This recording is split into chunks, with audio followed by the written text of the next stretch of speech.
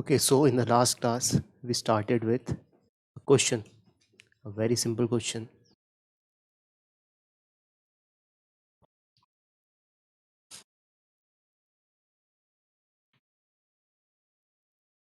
Which was associated with work energy theorem. तो क्या situation थी? यहाँ पे एक ब्लॉक M था, पुली के क्रॉस ओवर दूसरा ब्लॉक 2M भी लगा हुआ था।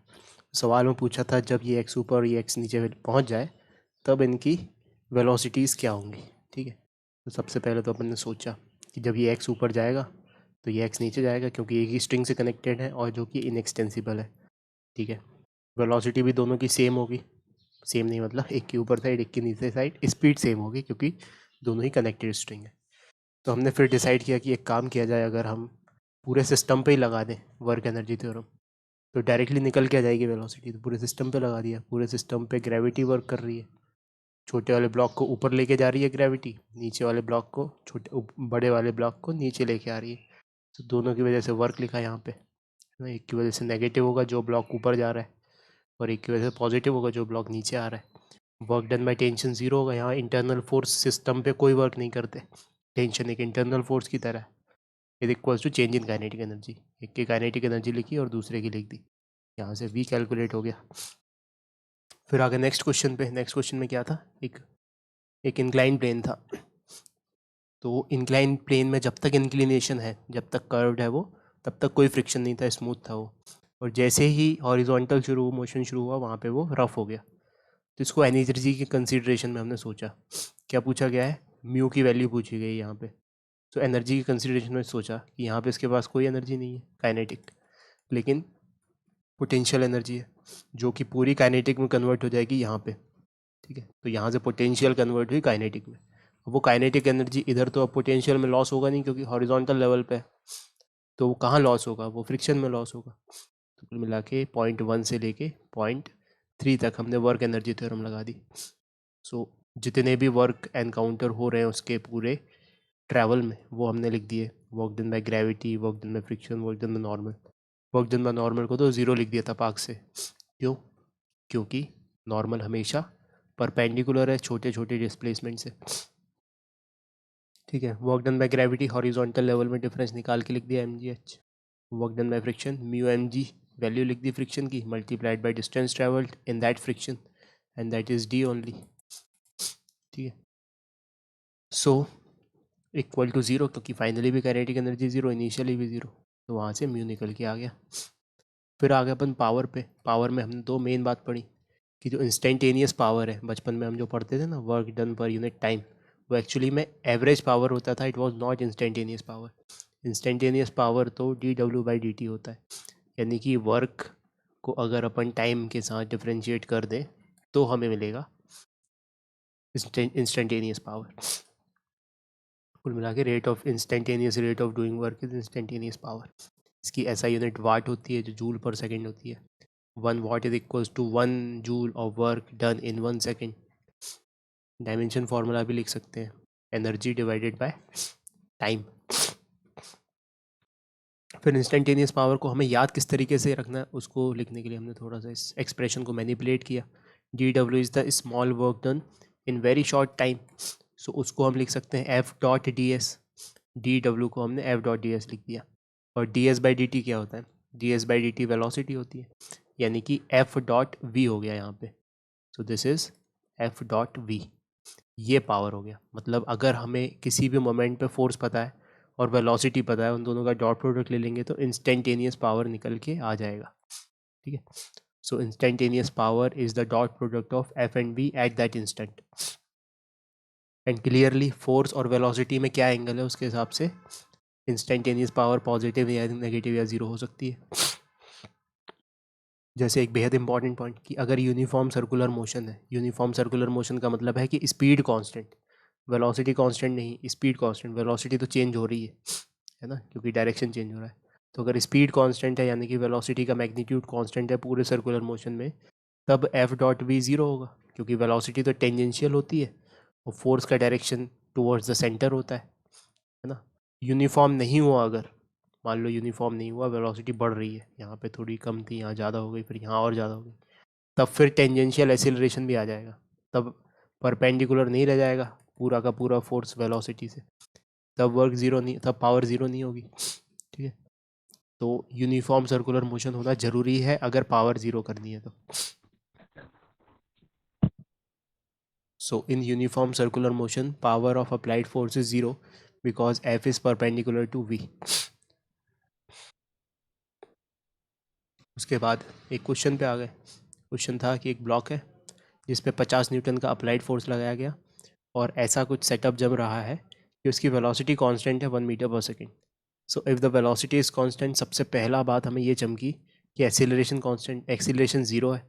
अगर एक्सीलरेशन ज़ीरो है तो एफ नेट ज़ीरो है। एफ नेट ज़ीरो है अगर, तो इसका मतलब कि जो फ्रिक्शन फोर्स लग रहा होगा यहाँ पे वो 50 न्यूटन को बैलेंस कर रहा होगा। ठीक है, सो एफ एक्सटर्नल डॉट वी, यहाँ पे 50 वाट आ गया एक्सटर्नल फोर्स की वजह से और -50 आ गया फ्रिक्शन फोर्स की वजह से। फिर आगे अपन पावर से रिलेटेड नेक्स्ट कॉन्सेप्ट पे, that is net power. Net power क्या होता है कि सारी इंडिविजुअल पावर्स का एल्जेब्रिक सम कर दो, स्केलर सम कर दो, तो नेट पावर आ जाता है। इसको एक दूसरे तरीके से भी लिखा जा सकता है। इंडिविजुअल पावर्स को कैसे लिख सकते हैं अपन, dw1/dt plus dw2/dt and so on. और यहाँ पे इस ऑपरेटर को कॉमन ले लिया, so what will it become, bracket के अंदर w1 plus w2 plus w3 and so on, so d/dt of all the work done. ठीक है, अब इसको अपन ने dw लिख दिया फॉर द टाइम बी, और dw क्या है, dw is small work done. तो dw जो छोटा सा वर्क डन है वो छोटी सी चेंज इन काइनेटिक एनर्जी के बराबर होगा। So this can be written as rate of change of kinetic energy. So net power on any system is the rate of change of its kinetic energy.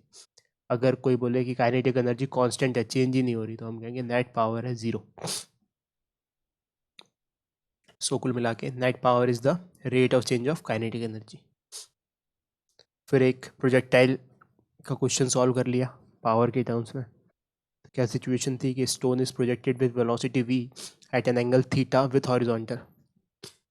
तो stone को फेंका गया है v velocity से theta angle पर, तो ऐसा गया वो रफ उसका प्रोजेक्टाइल मोशन का ट्रेजेक्ट्री बना के देख लिया ताकि आइडिया मिल जाए।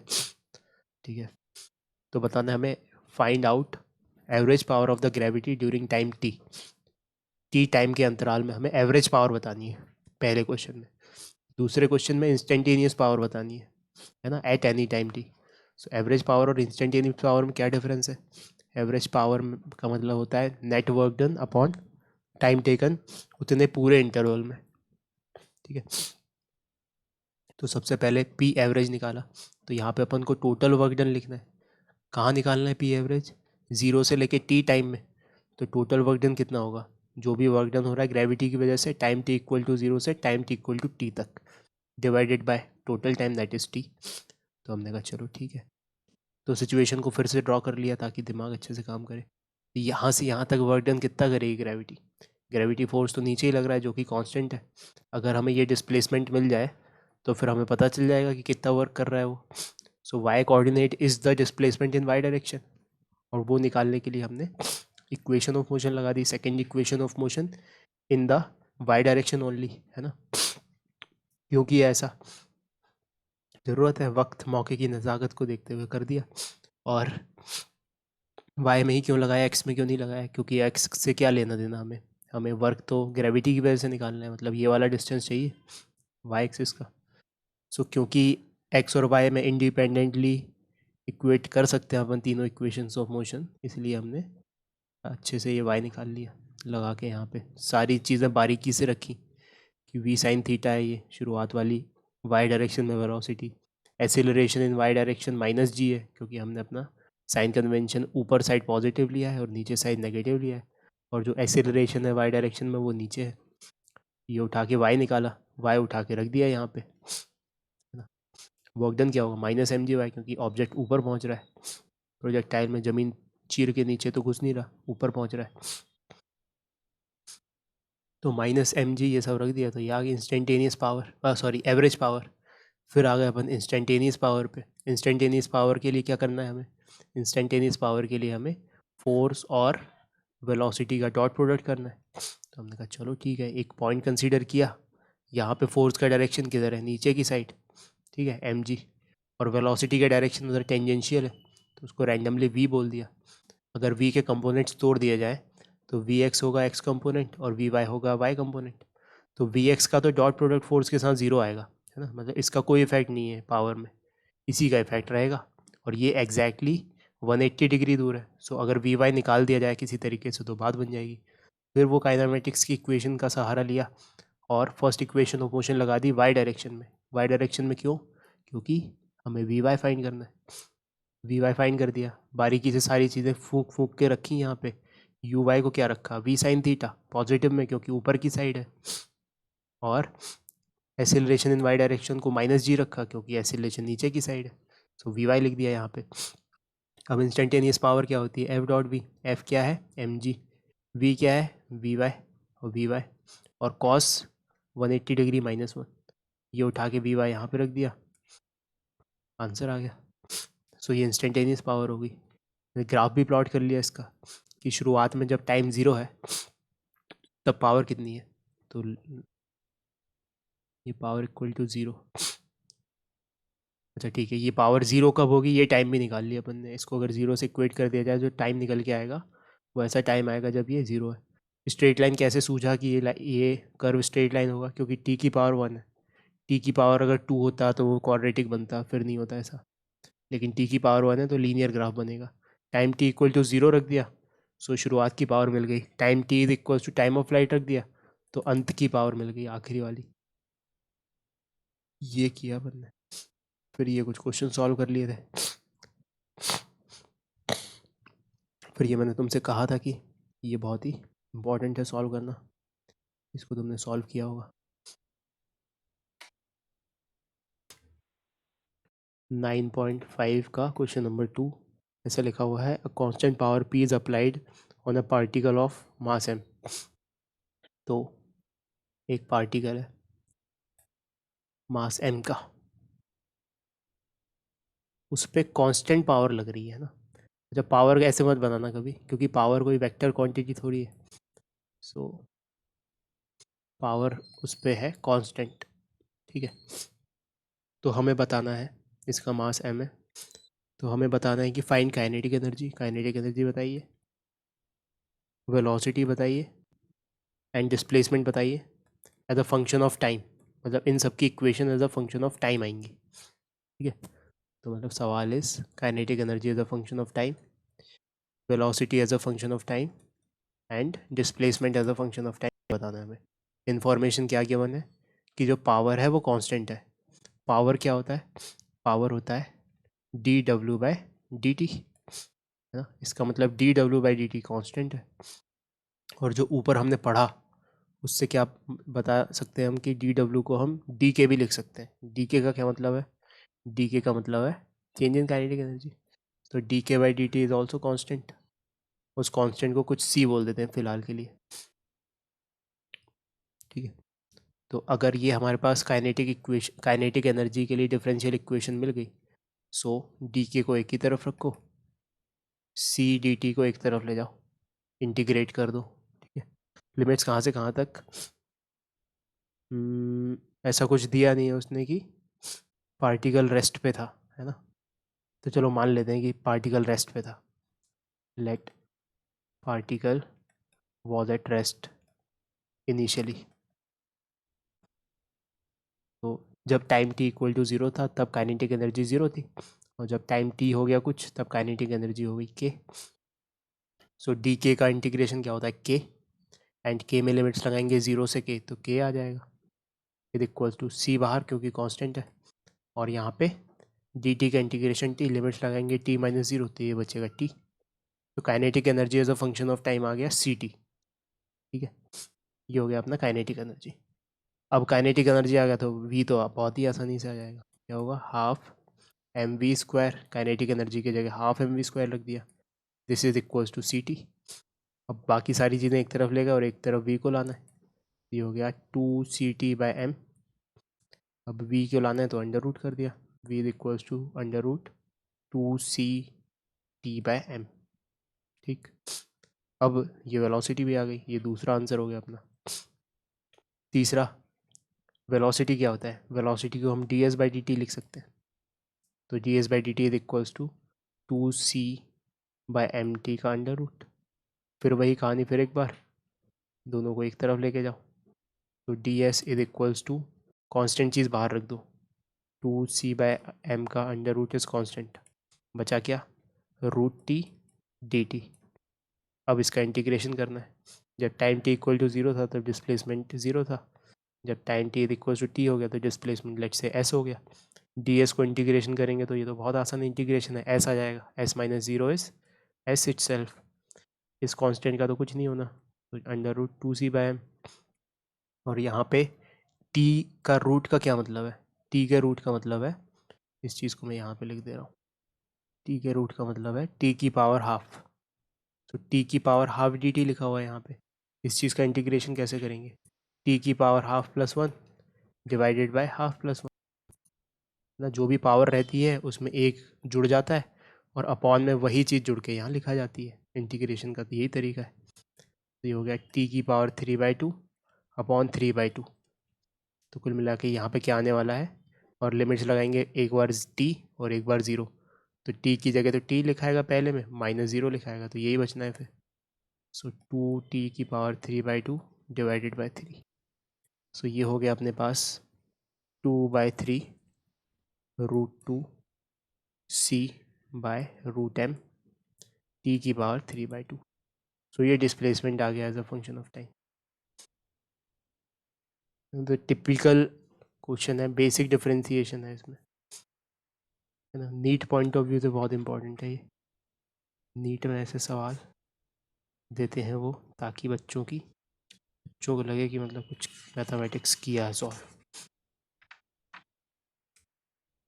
12th में जब ये तुम पढ़ लोगे बहुत डिटेल में, काइना ये सब क्या बोलते हैं, डिफरेंशिएशन और इंटीग्रेशन, तब जेई पॉइंट ऑफ व्यू से ये बहुत ही आसान क्वेश्चन हो जाएगा। लेकिन ये नीट पॉइंट ऑफ व्यू से बहुत ही रिलेवेंट क्वेश्चन है। ठीक है, बताओ समझ में आया Nikhil?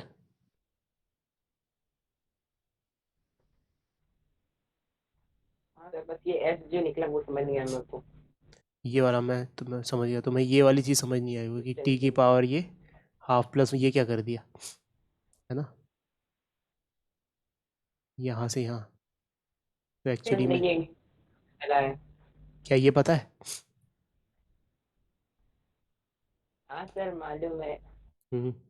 Equation of X dot but हाँ X power N plus one. हाँ, वही तो किया है।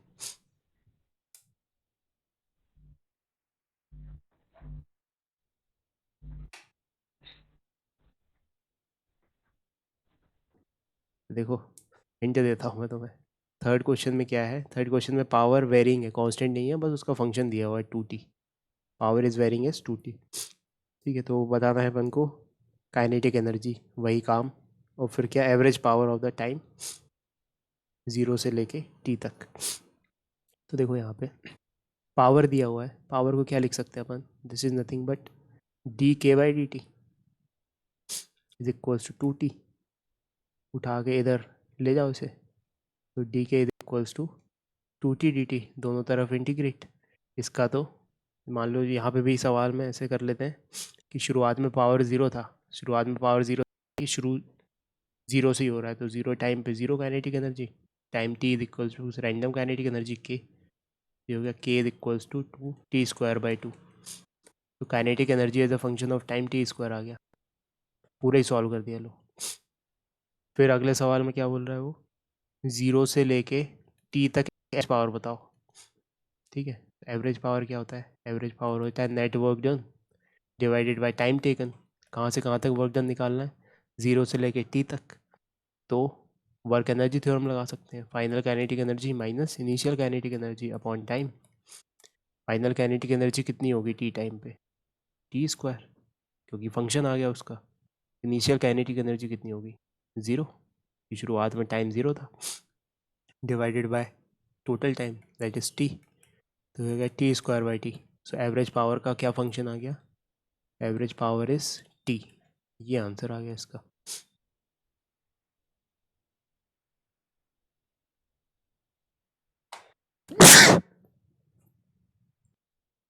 So let's begin with the new topic of today, that is conservative force. Conservative force, ठीक है. कंजर्वेटिव वर्ड सुनते ही तुम्हारे दिमाग में क्या आता है, बताओ. एनीवन? हर्षिता, नवीन, रक्षत. कंजर्वेटिव सुनते ही एकदम नेचुरल थॉट प्रोसेस, कंजर्वेटिव का मतलब सेव. बात तो तुम्हारी सही है, कुछ कंजर्वेशन से रिलेटेड है ना. तो अगर मैं अपना फर्स्ट इम्प्रेशन दूं, कंजर्वेटिव शब्द सुनते ही तुम्हारे दिमाग में कुछ कंजर्वेशन से रिलेटेड आता है, something related to conservation.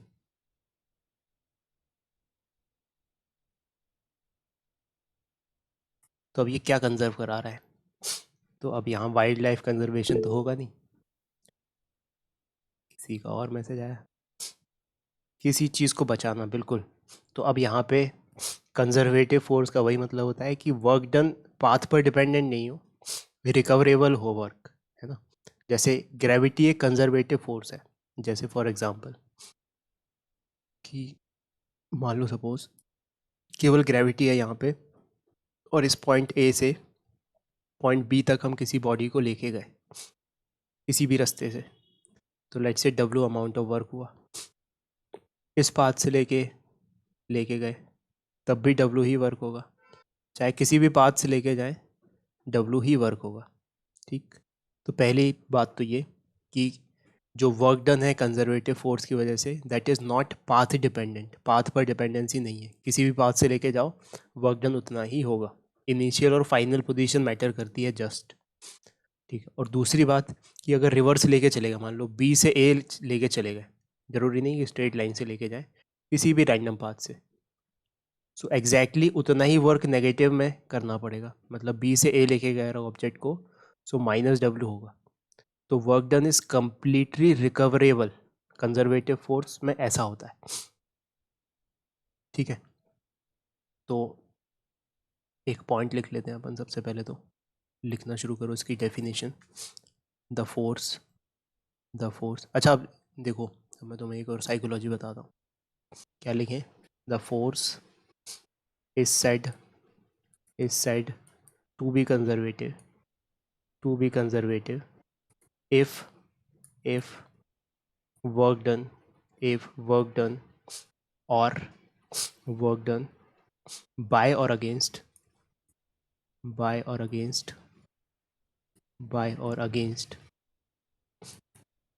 the force in moving a body depends only on the initial and final positions and not on the nature of path followed. ठीक है. अच्छा अब ये ज़रूरी नहीं कि ऐसे ही लिखो. हो सकता है कोई बच्चा इतना सब नहीं लिखना चाहता, वो लिखे केवल इतना, for conservative forces work is path independent. For work done नहीं, फॉर कंजर्वेटिव फोर्सेस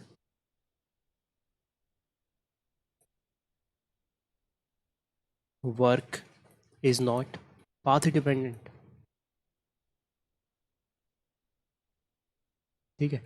या कोई अगला बच्चा लिख दे कि if the work done is path independent then the force is conservative in nature. तो अब ये तुम्हें रटने की ज़रूरत नहीं है, एक बार समझ में आ गया ना तुम लिख ही डालोगे. समझा? तुम तो ऐसे मान के करो कि मान लो तुम्हारे सामने एक क्वेश्चन आ गया, describe what are conservative forces. तो तुम अपने दिमाग को ऐसा बनाओ कि मेरे को दोस्त को समझाना है एक, कि कंजर्वेटिव फोर्स क्या होता है. तो याद करो.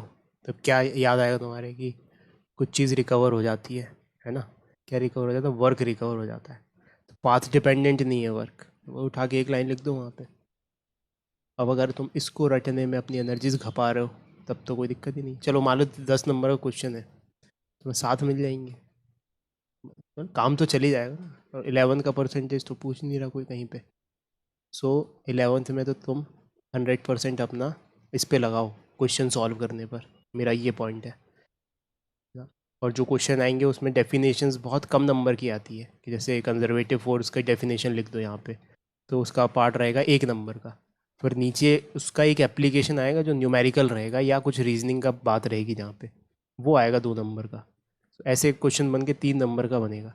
तो ये रीजनिंग तो या न्यूमेरिकल तो तुम रट नहीं सकते, क्योंकि न्यूमेरिकल तो कुछ भी आ सकता है। वो तभी तुम्हें बनेगा जब तुम्हारी प्रैक्टिस होगी लपक के। तो ये छोटी छोटी बातें हैं, इसको ऑप्टिमाइज़ करो। अपन पूरा सब कुछ कंप्लीट पढ़ रहे हैं, school, coaching, JEE mains, JEE advance, NCERT, सब कुछ। तो बस ख़त्म करके इसको सीख लो, ताकि वो जेई मेंस में आ जाए तो वहाँ भी लिख दो, बोर्ड में आ जाए तो वहाँ भी लिख दो। ठीक है, तो इसके बाद एक डायग्राम बना दो यहाँ पे। कैसा डायग्राम है? जो हमारी जो भी लिखी गई है बात यहाँ पे, उसको डिस्क्राइब कर दे। एक पॉइंट ए है, एक पॉइंट बी है। अगर यहाँ से यहाँ गया तो डब्लू वर्क, ऐसे गया तब भी डब्लू वर्क, ऐसे गया तब भी डब्लू वर्क। ऐसा तुमने डायग्राम बना दिया अगर, तो जो एग्जामिनर चेक कर रहा होगा नोटबुक, उसको तुरंत समझ में आएगा कि इसको आता है कंजर्वेटिव फोर्स। तो बस हो जाएगा। So if the force is conservative, if the force is conservative. ठीक है, अब कंजर्वेटिव फोर्सेस के मैं एग्जांपल बता रहा हूँ, ये तुम्हें याद रहना चाहिए। जितने भी हम फंडामेंटल फोर्सेस पढ़ते हैं वो कंजर्वेटिव नेचर के होते हैं, जिसमें gravitational force, electrostatic force, electrostatic force, spring force, any constant force, any constant force. Any constant force का क्या मतलब है? जो वक्त के साथ चेंज नहीं हो रहा, वो भी कंजर्वेटिव नेचर का होता है। फिर और एनी सेंट्रल फोर्स, और एनी सेंट्रल फोर्स। तो अब ये सेंट्रल फोर्स को मैंने डिस्क्राइब किया था जब हम फंडामेंटल फोर्सेस पढ़ रहे थे। फिर से डिस्क्राइब करता हूँ, मुझे पक्का पता तुम भूल गए होगे। किसी को भी याद है चारों बच्चों में से सेंट्रल फोर्स क्या होता है? हाँ नवीन, कुछ बोलना चाहते हो?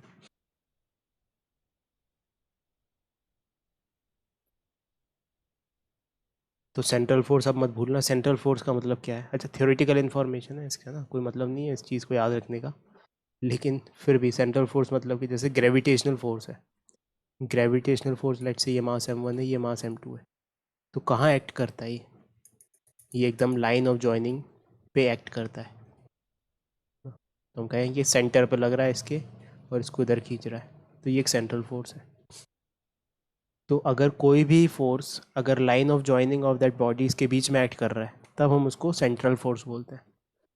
तो यहाँ पे लिख लो, अब इसको बात को भूलना मत कि व्हाट आर सेंट्रल फोर्सेस। ठीक है, सेंट्रल फोर्स का क्या मतलब है? Forces acting along the line joining the centers of two bodies are are called central forces, जैसे एग्जांपल, ग्रेविटेशनल फोर्स या इलेक्ट्रोस्टैटिक फोर्स।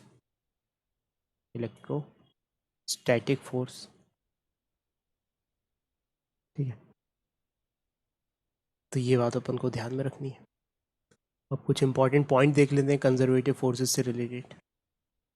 सो पॉइंट्स रिगार्डिंग कंजर्वेटिव फोर्सेस। ठीक है, तो पहला पॉइंट, अगर कंजर्वेटिव फोर्स है, ये मैं तुम्हारा कॉमन सेंस चेक करना चाहता हूँ। तो मुझे बताओ कि मान लो एक लूप में घूम के वहीं पहुँच गया ऑब्जेक्ट, और कंजर्वेटिव फोर्स है, तो वर्क डन कितना होगा?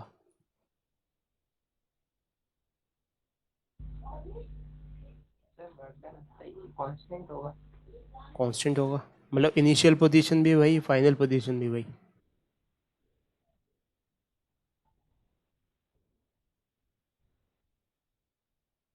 इनिशियल भी वही, फाइनल भी वही।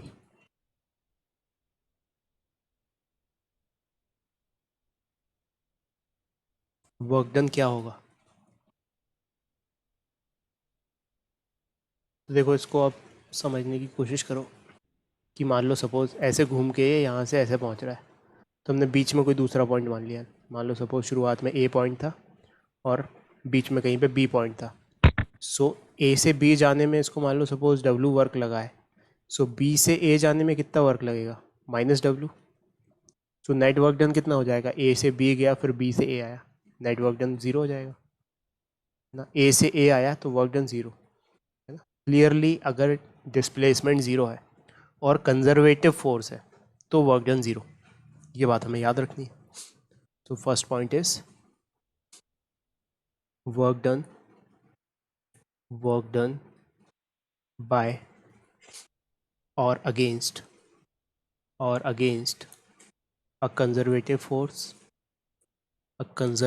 force in a closed path is zero।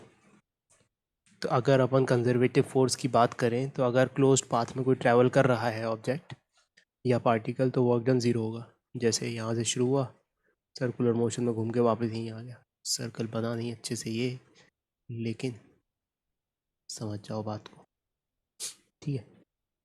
तो वर्क डन ज़ीरो होगा यहाँ पे। यहाँ से शुरू होकर ऐसे चौकोर में घूम के वापस आ गया तब भी वर्क डन ज़ीरो होगा।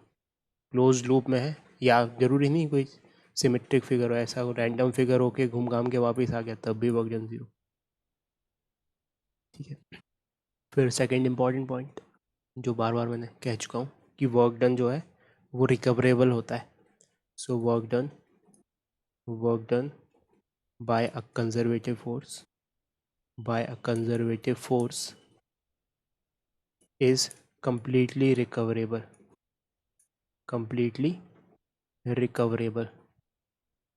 कहने का मतलब कि अगर यहाँ से यहाँ ऑब्जेक्ट गया और डब्लू वर्क हुआ तो वापस अगर अपनी पोजीशन पे आएगा वो तो माइनस डब्लू वर्क होगा, ठीक है।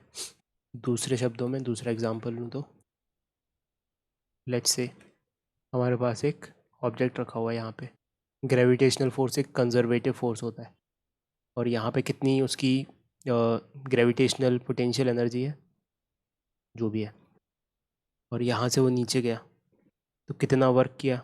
यहाँ पे वर्क किया mgh ग्रेविटी ने, work done by gravity is equals to mgh। इस पोजीशन से उठा के फिर अपन यहाँ पे ले गए तब वर्क कितना होगा? Minus mgh। फिर वही उतना ही वर्क उसको मिल गया।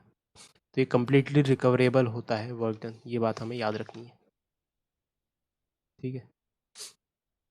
फिर आ जाते हैं अपन नॉन कंजर्वेटिव फोर्सेस पे। So second is non conservative forces. Non conservative forces अब तुम खुद ही डिस्क्राइब कर सकते हो जब तुमने कंजर्वेटिव पढ़ लिया है। सो नॉन कंजर्वेटिव फोर्सेस तुम खुद ही डिस्क्राइब कर सकते हो। बताओ क्या होगा non conservative force? Non conservative force क्या होगा? क्या लग रहा तुम्हें इंट्यूटिवली? डेफिनेशन क्या होगी इसकी? एनीवन?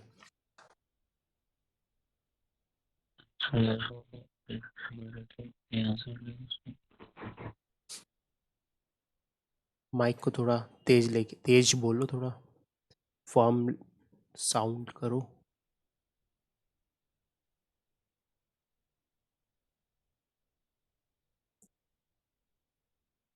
तो कंजर्वेटिव फोर्स ऐसा फोर्स है जहाँ पे वर्क डन पाथ डिपेंडेंट है, तो नॉन कंजर्वेटिव फोर्स ऐसा होगा जहाँ पाथ डिपेंडेंट नहीं है कंजर्वेटिव में, तो नॉन कंजर्वेटिव में पाथ पर डिपेंड करेगा, जैसे फ्रिक्शन ना।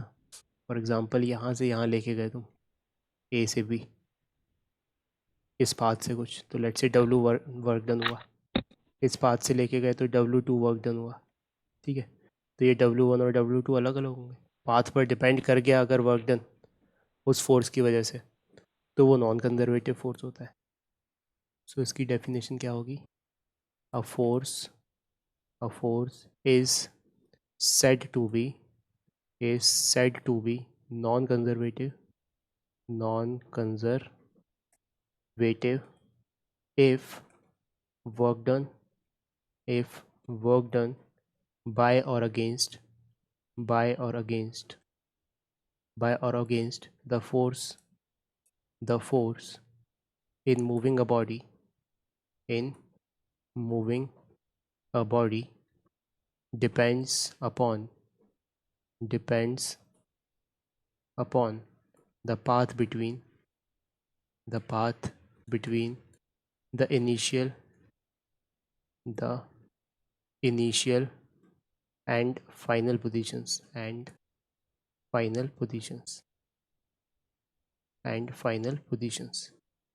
तो इसके एग्जाम्पल क्या क्या है? फ्रिक्शनल फोर्स, विस्कस फोर्स और एनी रेजिस्टिव फोर्स सर ये क्या होता है? विस्कस फोर्स यानी कि फ्रिक्शनल फोर्स जो फ्लूइड में लगता है उसको विस्कस फोर्स कहते हैं। जैसे फॉर एग्जांपल मान लो सपोज एयर फ्रिक्शन है, हवा में एयर है और एक ऑब्जेक्ट को हमने फेंक दिया नीचे, तो उस पर एक एयर ड्रैग लगेगा ऊपर, वो विस्कस फोर्स है। तो जो एयर फ्रिक्शन या फ्लूइड फ्रिक्शन होता है उसको अपन विस्कस फोर्स बोलते हैं। जैसे फॉर एग्जांपल पानी भरा हुआ है और उसमें हमने किसी ऑब्जेक्ट को फेंक दिया, तो नीचे ग्रेविटी लगेगा और ऊपर विस्कस फोर्स लगने लग जाएगा। तो जनरली हम सॉलिड्स में जब relative sir motion viscous force की बाइंड फोर्स लगेगा। बाइंड फोर्स भी लगेगा, दोनों लगेंगे, ठीक है। तो विस्कस सर। बॉयंट फोर्स तो जैसे रुका हुआ है वो, है ना, तैर रहा है, तब भी लगेगा। लेकिन विस्कस फोर्स कब लगेगा? जब वो चल रहा होगा, if it has a velocity.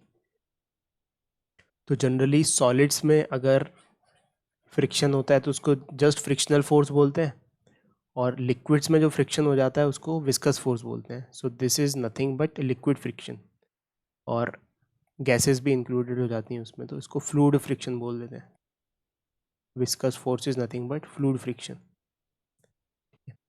या और कोई रेजिस्टिव फोर्स या एनी रेजिस्टिव फोर्स, ठीक है। अच्छा, हाँ सर। तो work done by conservative force zero नहीं होगा पाथ में, है ना, क्लोज लूप हो गया हाँ। अगर, तो work done by conservative force नहीं होगा। तो कुछ पॉइंट लिख लेते हैं अपन इससे related.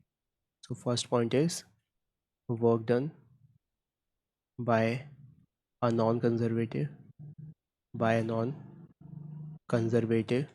force is not always लिखो, इसको लिखो not zero in a closed loop अच्छा, जो लोग इस वीडियो को बाद में देख के मतलब जजमेंट कर रहे होंगे कि ये क्या सफिशिएंट बात है, तो ये हमारे सिलेबस के हिसाब से सफिशिएंट है जितना जानने के लिए। लेकिन अगर एक्स्ट्रा नॉलेज के लिए कुछ बोल दूं मैं एक बात, कि नॉन कंजर्वेटिव फोर्सेस भी की वजह से भी क्लोज पाथ में वर्क ज़ीरो हो सकता है कुछ स्पेशल केसेस में, but that is beyond our understanding. इसके बारे में अपन अभी नहीं, बाद में पढ़ेंगे अगर ज़िंदगी में कभी ज़रूरत पड़ी उसकी। तो अभी तो इतना ही सफिशिएंट है, ठीक है। फिर उसके बाद सेकेंड पॉइंट, कि वर्क रिकवरेबल नहीं होता है, वर्क लॉस हो जाता है। जैसे फ्रिक्शन में वर्क कहाँ चला जाता है? वो हीट में चला जाता है। रेजिस्टेंस में जब इलेक्ट्रॉन्स दौड़ रहे होते हैं, ठीक है, तो उनको रेजिस्टेंस महसूस हो जाता है, वर्क कहाँ चला जाता है उनका? वो हीट में चला जाता है ना। सो नॉन कंजर्वेटिव फोर्सेस में जो वर्क है वो रिकवरेबल नहीं होता और वो डिसिपिएट हो जाता है किसी ना किसी फॉर्म में, ठीक है। सो work done against a non conservative force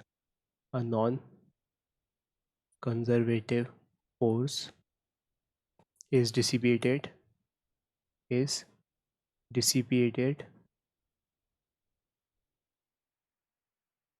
as heat or sound energy, ठीक है। डिसिपेट का मतलब नष्ट हो जाना, रिकवर ना कर पाना, ठीक है। और इस चीज़ का दूसरे शब्दों में क्या मतलब है कि work done is not completely recoverable, work done is not recoverable. जो हो गया सो हो गया, उसको अपन रिकवर नहीं कर सकते। ठीक है, तो एक एग्जांपल करते हैं। तुम्हें बताना है कि ये वर्क डन कौन सा होगा। एक सिचुएशन बना रहा हूँ मैं, तो तुम्हें बताना है कि किस टाइप का फोर्स है, कंजर्वेटिव या नॉन कंजर्वेटिव। सो ए से बी जाने में इस पाथ से गया सबसे पहले ए से बी, और वर्क लगा इसको, वर्क हुआ यहाँ पे 50 जूल। ठीक, और बी से ए जाने में कुछ रैंडम दूसरे पाथ से गया और वर्क हुआ -50 जूल, -50 नहीं, 50 जूल, सॉरी, इसको करो 50 जूल। अब ये इन्फॉर्मेशन तुम्हें दी हुई है, अब बताओ ये कंजर्वेटिव है कि नहीं। हाँ सर है। तो अब मैं तुम्हें एनलाइटन करना चाहूँगा इस बात को लेके कि अगर ए से बी गया तो 50 जूल लगा, और बी से ए गया ऐसे तो -50 होता अगर, तब बोलते ना कि रिकवर हुआ है। 50 और इधर दूसरे साइड जाने में भी 50 लग रहा है, तो ये नॉन कंजर्वेटिव है। नहीं सर, सर अगर मैं मानूं खुद को हाँ उसकी जगह, हाँ मैं ए से बी गया, हाँ अब फिर तो मैं बी से ए जा रहा हूँ ना, फिर हाँ। नेगेटिव। तो अब तुम वो वाला लॉजिक भी लगा लो कि अगर ए से वापस घूम के ए आ गया तो कितना वर्क होना चाहिए, 0, अगर कंजर्वेटिव है तो। लेकिन कितना हो रहा है, 50 ए से बी जाने में और बी से ए जाने में फिर 50, तो 100 हो जा रहा है इससे। तो ये बात समझ में आ रही है? हाँ तो हाँ ये sir. Clearly this is non conservative force.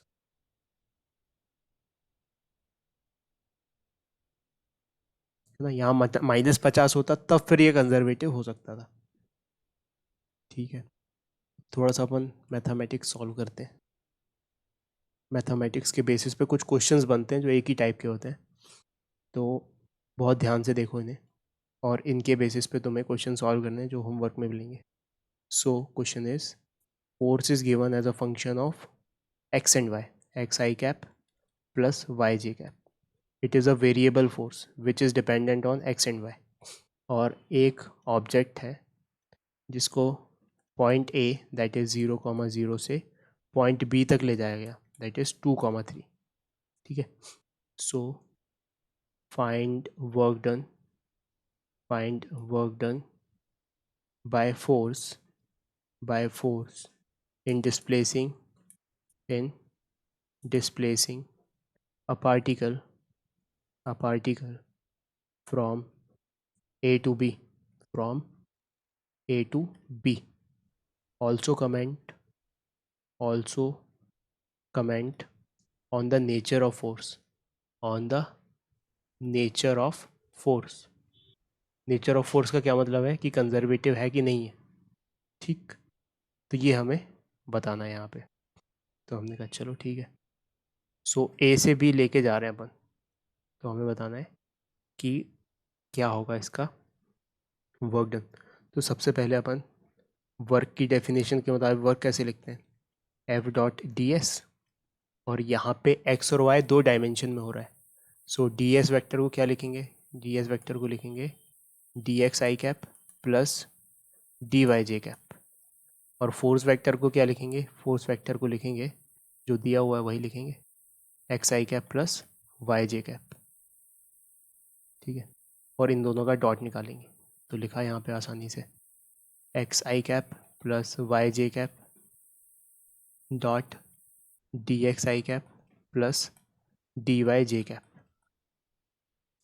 ठीक है, तो इक्वेट कराया, अब सॉल्व करा, सो डॉट प्रोडक्ट लेंगे तो एक्स का डी एक्स बनेगा, एक्स का डी एक्स के साथ प्लस वाई का डी वाई के साथ, वाई डी वाई, और इनको इंटीग्रेट कर देंगे और लिमिट्स लगाएंगे, जो भी लिमिट्स है, एक्स कहाँ से कहाँ वेरी कर रहा है, 0 से लेके 2 तक, तो ये हो गया 0 से लेके 2।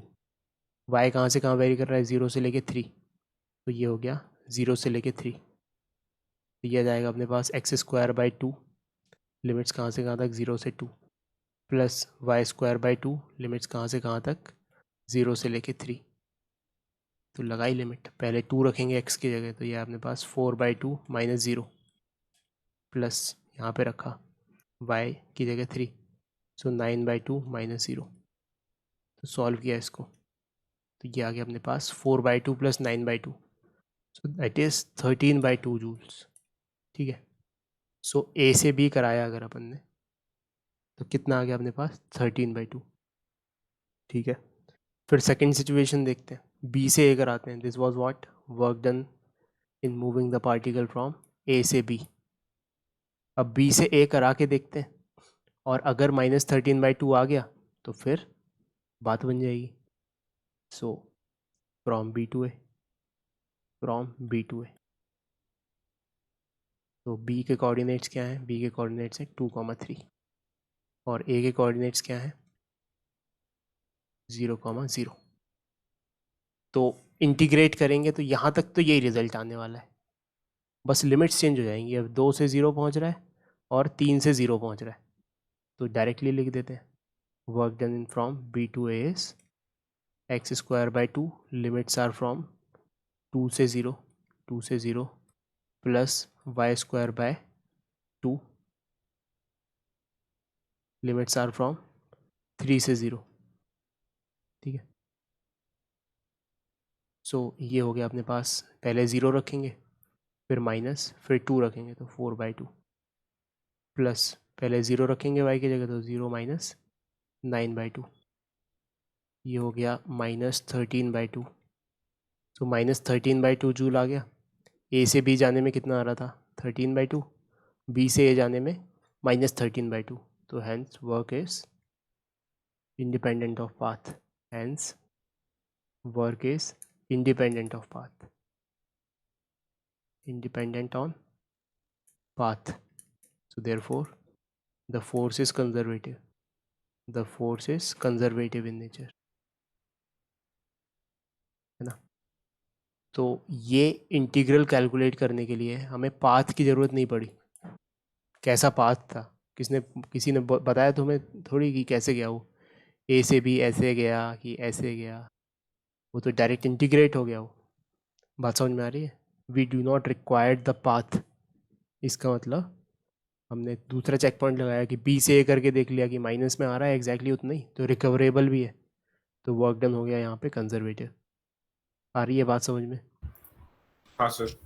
ये सवाल समझना बेहद इंपॉर्टेंट है, क्योंकि हाँ, अगला सवाल फिर इसी के कंटिन्यूशन में इसका नेक्स्ट लेवल है. तो नोट कर लो इसको अच्छे से और मेरे को बताओ क्या चीज़ समझनी है. हाँ सर, थोड़ा सा ऊपर करना है. सो राइट डाउन नेक्स्ट क्वेश्चन. बहुत इंपॉर्टेंट है इसको समझना, तो वॉच वेरी क्लोजली. बहुत ही आसान सा क्वेश्चन है लेकिन समझना इंपॉर्टेंट है. सो एफ फोर्स दिया हुआ है पिछले ही सवाल की तरह, x i cap plus x y j cap. ठीक है. वहाँ पे क्या था? वहाँ पे केवल ऐसा था एक्स आई कैप, ये तो सेम चीज़ थी, लेकिन यहाँ पे वाई जे कैप था. बट यहाँ पे जे कैप का क्या है? Coefficient x y, x into y. ठीक है. और वही सवाल है कुछ ऐसा, एक पॉइंट है 0,0 और दूसरा पॉइंट है कुछ बी 2,2. ए से बी लेके जा रहे हैं, तो बताओ वर्क कितना होगा? Find work done by this force in taking the particle from A से बी. ठीक है. सो वर्क डन कैसे लिखेंगे हम? वर्क डन लिखेंगे वही कहानी फिर एक बार, एफ डॉट डी एस का इंटीग्रेशन. 2 डायमेंशन की बात की है इसने, एक्स और वाई. सो डी एस को क्या लिख देंगे यहाँ पे? डी एस को लिख देंगे D x i cap plus D Y j cap. और फोर्स को क्या लिखेंगे? जो भी फोर्स है वो लिख देंगे x i cap plus x y j cap, और इन दोनों का डॉट लेंगे यहाँ पे.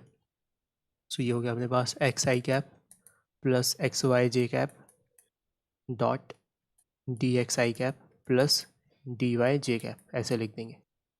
सो यहाँ पे x इंटू डी एक्स, तो यहाँ पे हो गया x इंटू डी एक्स. ठीक है. और जे कैप का आ जाएगा x y into d y. तो अब इनको इंटीग्रेट करना है, तो इसको तो तुम धमाक से इंटीग्रेट कर दोगे, कोई दिक्कत नहीं है, फटाफट x²/2. लेकिन अब इसको कैसे इंटीग्रेट करोगे? यहाँ तो x और y 2 वेरिएबल हो गए, इसको बाहर तो फेंक नहीं सकते. क्यों? क्योंकि ये खुद वेरिएबल है, कांस्टेंट होता तब बाहर जाता हो. सो यहाँ पे हमारी गाड़ी अटक गई. अगर हमें इक्वेशन पता होती, है ना, लेकिन जैसे बोलता है वो कि इस इक्वेशन के मुताबिक उसका पाथ था y = x² + 4, लेट्स से, है ना, x² + 4 सेटिस्फाई कर रहा है क्या? 2,2 को नहीं कर रहा, तो इसको ऐसे कर देते हैं, एक्स स्क्वायर माइनस 2 सेटिस्फाई कर रहा है। लेट्स से ये ग्राफ होता, तो फिर अपन y की, ये x की जगह सब्स्टिट्यूट कर देते y को किसी टर्म्स में, फिर इंटीग्रेट कर देते। लेकिन अभी तो हमें पाथ नहीं पता, ये बात समझ में आ रही है। इस चीज़ को हम इंटीग्रेट नहीं कर सकते, we can not integrate it. क्यों? क्योंकि हमें x as a function of y नहीं पता, हमें पाथ नहीं पता। x as a function of y का क्या मतलब होता है? Equation of trajectory. Equation of trajectory क्या होता है? x और y में रिलेशन। तो x और y में रिलेट करने वाली इक्वेशन हमें पता ही नहीं है, तो हम इसको इंटीग्रेट नहीं कर सकते। इसको तो कर सकते हैं। पुराने सवाल में ऐसा डिलेमा नहीं आया था। क्यों नहीं आया था? क्योंकि एक इंटीग्रल बना था x dx और दूसरा इंटीग्रल बना था y dy, तो आसानी से सॉल्व हो जा रहा था। लेकिन यहाँ पे ये x भी आ गया ससुरा, इस वजह से दिक्कत आ गई। तो क्या मेरे जज्बातों को समझ पा रहे हो तुम, क्या बोलना चाह रहा हूँ मैं? ये तो इंटीग्रेट कर दोगे तुम, इसमें कोई दिक्कत नहीं है। ये भी x है, इंटीग्रल एलिमेंट भी x है, लेकिन यहाँ इंटीग्रल एलिमेंट y है, लेकिन वेरिएबल में x भी आन पड़ा। तो इसका मतलब हम इसको इंटीग्रेट नहीं कर पाएंगे, we can not integrate this. So this can not be integrated, can, ये तो हो गया इंटीग्रेट, लेकिन this can not be integrated, है ना, without knowing the relation between x and y। और relation between x and y का ही मतलब है path, that is the path followed, ठीक है। तो नहीं बता सकते हम, बस नहीं कर पाएंगे जब तक पाथ नहीं पता अपन को। तो इसका मतलब work done is path dependent. Path पता चलेगा तभी ना। मान लो कि पाथ ऐसा हुआ तो फिर कुछ और आंसर आएगा, ऐसा हुआ तो फिर कुछ और आंसर आएगा। इसका मतलब वर्क डन पाथ पर डिपेंड कर रहा है। So this means work is path dependent. This means work is path dependent. therefore it is conservative in nature,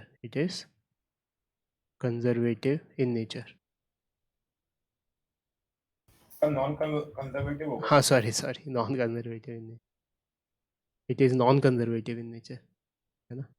and the work is dependent on path.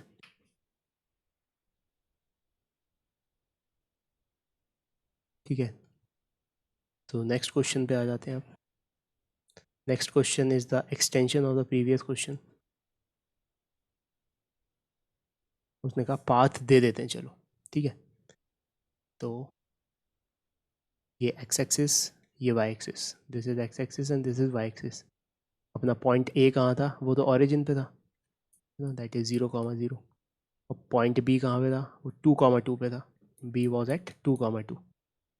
सो उसने बोला कि पहली सिचुएशन में तो A से B ऐसे स्ट्रेट लाइन में जा रहा है ये, ठीक है। दूसरी सिचुएशन में A से D जा रहा है पहले,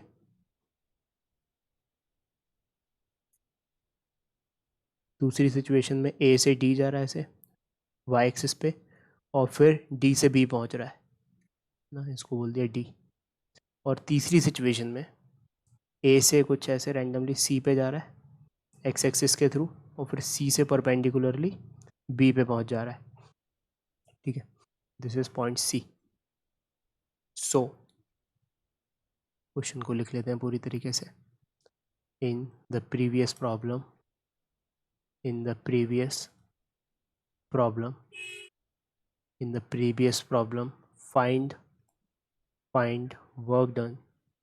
find work done by force in displacing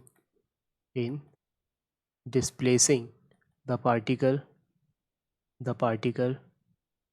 first part, using path ACB, ये पीले कलर से जो पाथ बना हुआ है इससे। सेकंड, यूजिंग पाथ AOB,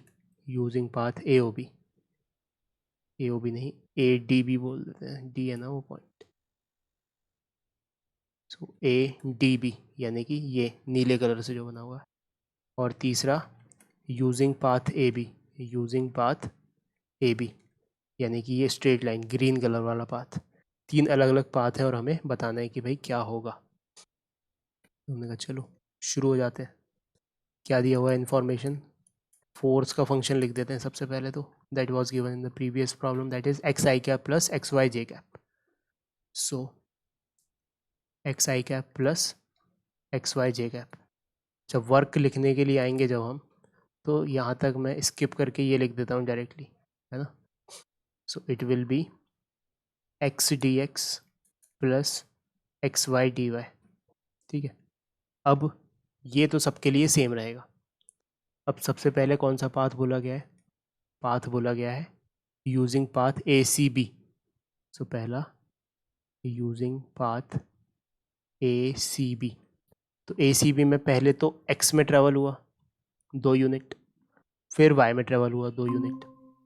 सो पहले ऐसे ट्रेवल हुआ ये ए से सी, है ना, 2 यूनिट्स एक्स में, और फिर वाई में ट्रेवल हुआ 2 यूनिट्स।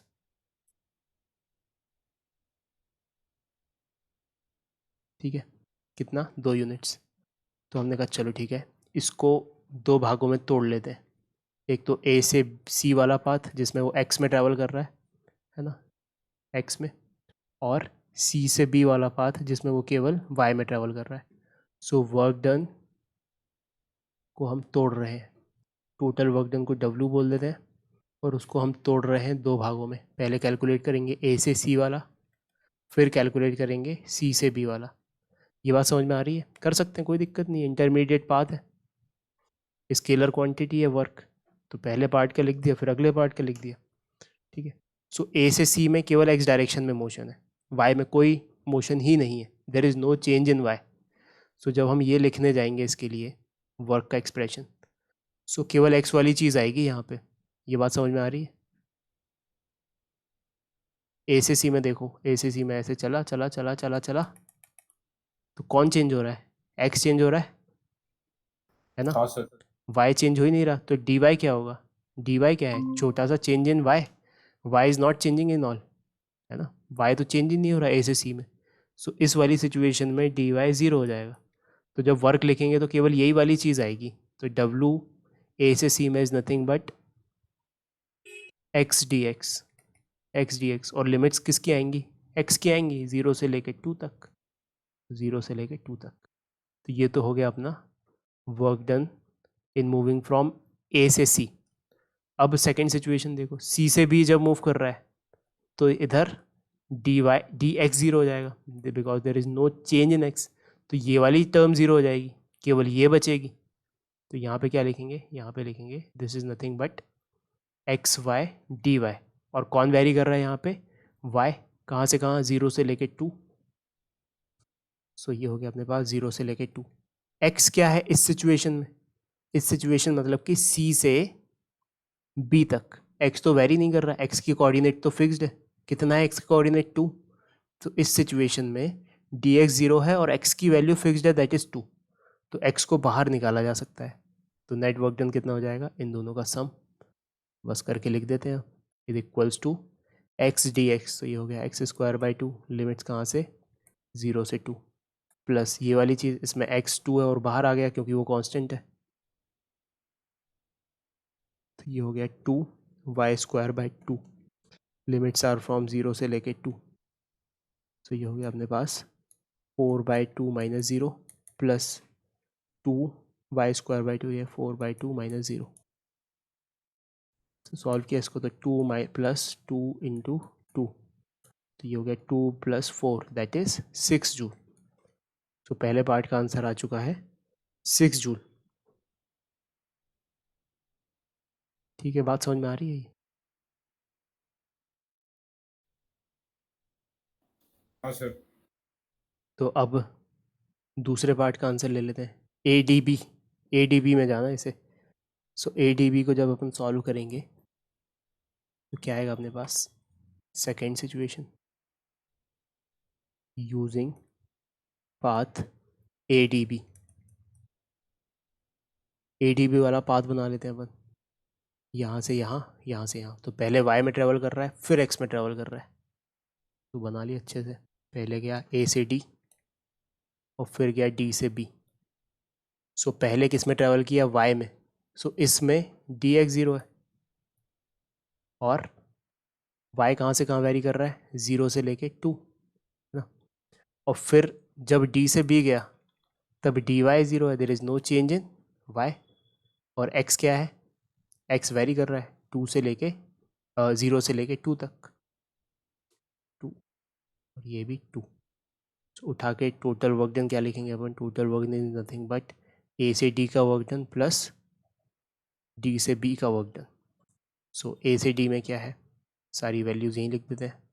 a से d में dy dx 0 है, there is no change in x, so dx is 0। और d से b में क्या है, d से b में dy 0 है। तो अब ये दोनों वर्क लिखने जाएंगे अपन।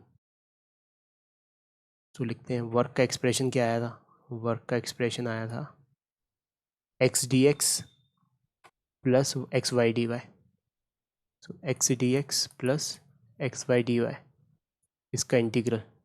तो पहली सिचुएशन में क्या, डी एक्स ज़ीरो है, यानी ये वाली टर्म ज़ीरो हो जाएगी, केवल ये बचेगी। So it will be x y d y. और लिमिट वाई की कहाँ से कहाँ तक, 0 से 2, 0 से 2।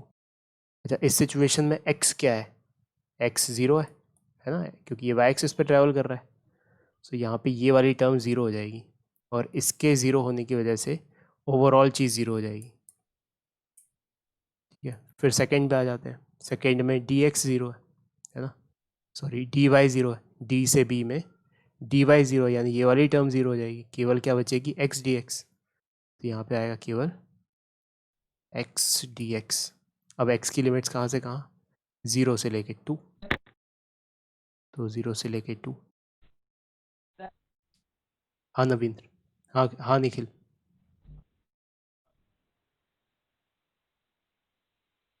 में 3 दिया तेरे को 0 क्या है, क्या क्या क्या, ये 0 कैसे हो ये गया वाले एक्स, में dx इक्वल फिर से बोलो, फिर से बोलो।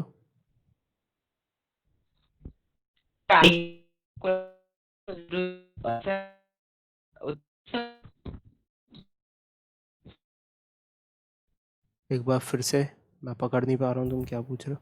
सर उसको बोलो, लिख के भेज दे। लिख के भेज दे भाई।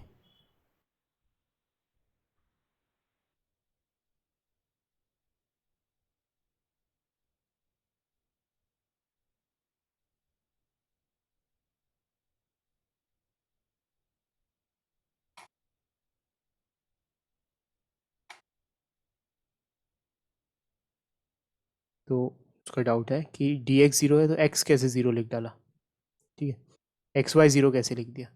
तो देखो यहाँ पे क्या हो रहा है, इसको ग्राफिकली देखो। हम कौन सा पाथ ले रहे हैं, पहले ए से डी गया फिर डी से बी गया, ठीक है। सो ए से डी जा रहे हैं जब, तब तो डी एक्स ज़ीरो है, ठीक। तो हमने वो वाली चीज़ को हटा दिया यहाँ से, केवल ये वाला टर्म आएगा। अब इसमें एक्स क्या है, इसमें एक्स लिखना पड़ेगा ना, एक्स क्या है, एक्स की वैल्यू तो ज़ीरो है। देखो अगर कोई वाई एक्सिस पे मूव कर रहा है तो एक्स क्या है उसके लिए, ज़ीरो, इसलिए ये एक्स ज़ीरो हो गया यहाँ पे। तो अब एक्स ज़ीरो हो गया तो अब वाई कुछ भी लिखो वहाँ वो तो ज़ीरो ही होना है, मल्टीप्लाई होकर, इसलिए ज़ीरो आ गया। आई ये बात समझ में निखिल।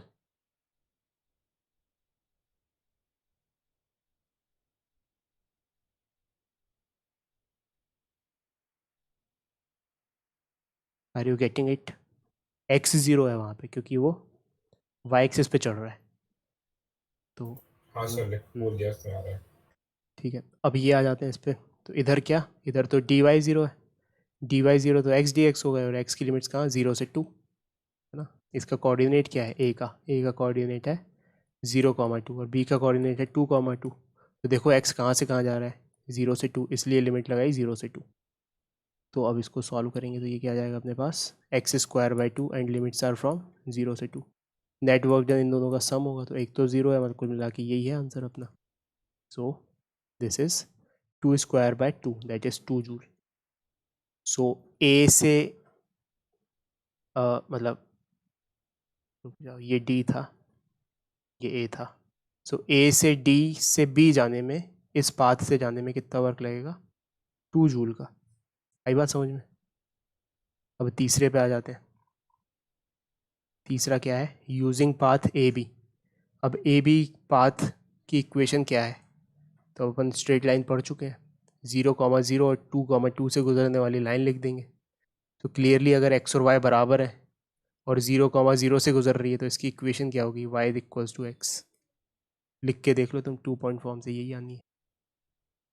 ठीक है। So third is using path A B. ठीक है।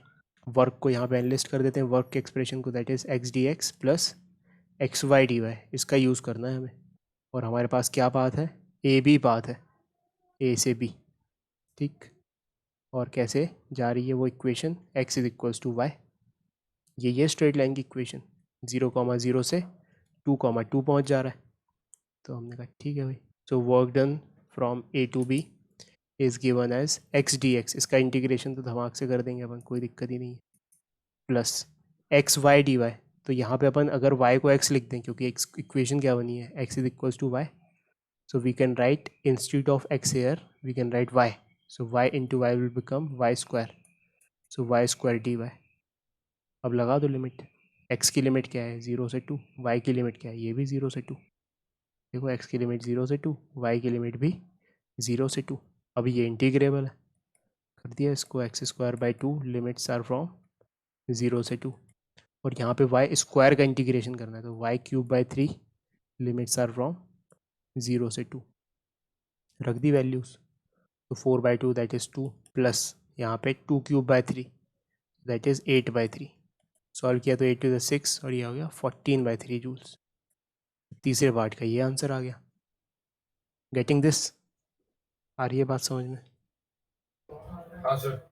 तो यहाँ पे अपन को रिलेशन मिल गया कि भाई ऐसे हम रिलेशन लिख सकते हैं इस इक्वेशन में एक्स और वाई के थ्रू। ठीक है। तो अब मैं तुम्हें होमवर्क बताता हूँ आज की क्लास का।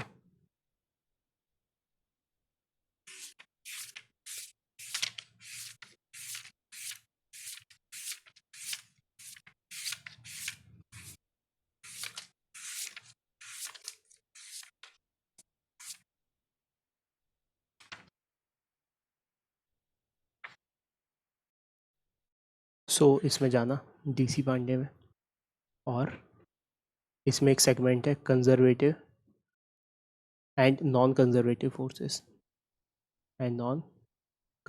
फोर्सेस। और इसमें एग्जाम्पल 2 दिए हुए, एग्जाम्पल 9.7 और 9.8। 2 से थोड़े ज़्यादा हैं, क्या काइनेटिक एनर्जी से रिलेटेड भी हैं, तो वो भी कर लेना। 9.8, 9.9, 9.10, 9.11 एंड 9.12। होगा 1 2 3 4 5 6 7। 1 2 3 4 5 6 क्वेश्चन हो गए। और इसके बाद 9.2 है, जो मैंने पहले भी दी थी तुम्हें करने के लिए, लेकिन अब वो एक बार फ्लो में बनेगी तो उसको फिर से कर लेना अगर नहीं किए तो। इसमें 9 क्वेश्चंस है। So total you have 15 questions, और ये नेक्स्ट क्लास तक सॉल्व करना ही, कल ही है अपनी नेक्स्ट क्लास। इसमें 1.5 घंटे का टाइम डिवोट करना पड़ेगा, जो तुम्हें 100% करना ही है और सॉल्व करना है। ठीक है, मिलते हैं फिर नेक्स्ट क्लास में। रिवाइज कर लेना पूरी क्लास को। Bye bye. Bye sir.